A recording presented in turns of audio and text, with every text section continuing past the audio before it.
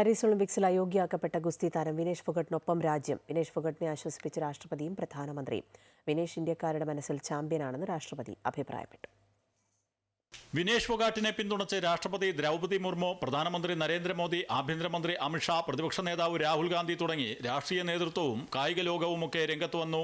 പ്രധാനമന്ത്രി Narendra Modi Indian Olympic association president PT ഉഷയുമായി സംസാരിക്കുകയും വിവരങ്ങൾ തേടുകയും ചെയ്തു. വിനേഷ് ഫോഗാട്ടിനെ സഹായിക്കാനുള്ള മാർഗങ്ങൾ തേടണമെന്നും ശക്തമായ പ്രതിഷേധം അറിയിക്കാനും മോദി PT ഉഷയ്ക്ക് നിർദ്ദേശം നൽകി. വിനേഷ് ഫോഗാട്ട് ഓരോ ഇന്ത്യക്കാരനും പ്രചോദനമെന്ന് പ്രധാനമന്ത്രി എക്സിൽ കുറിച്ചു. താരത്തെ രാജ്യത്തിന്റെ അഭിമാനമെന്ന് വിശേഷിപ്പിച്ച മോദി വിനേഷ് ഫോഗാട്ട് ചാമ്പ്യന്മാരിൽ ചാമ്പ്യനെന്ന് പറഞ്ഞു. ഇന്നത്തെ തിരിച്ചടി വേദനിപ്പിക്കുന്നു. തന്റെ വേദന വാക്കുകൾ കൊണ്ട് പ്രകടിപ്പിക്കാൻ കഴിയുന്നതല്ലെന്നും വെല്ലുവിളികളെ തലയുയർത്തി നേരിടുന്നവളാണ് വിനേഷ് ഫോഗാട്ട് എന്നറിയാമെന്നും താരം പ്രതിരോധത്തിന്റെ പ്രതീകമാണെന്നും ശക്തിയായി തിരിച്ചു വരണമെന്നും ഞങ്ങൾ നിങ്ങൾക്കായി നിലകൊള്ളുന്നുവെന്നും മോദി കൂട്ടിച്ചേർത്തു. ഇന്ത്യൻ ഒളിമ്പിക്സ് അസോസിയേഷൻ സംഭവത്തിൽ ശക്തമായ നടപടിയെടുക്കണമെന്ന് പ്രതിപക്ഷ നേതാവ് രാഹുൽ ഗാന്ധി ആവശ്യപ്പെട്ടു.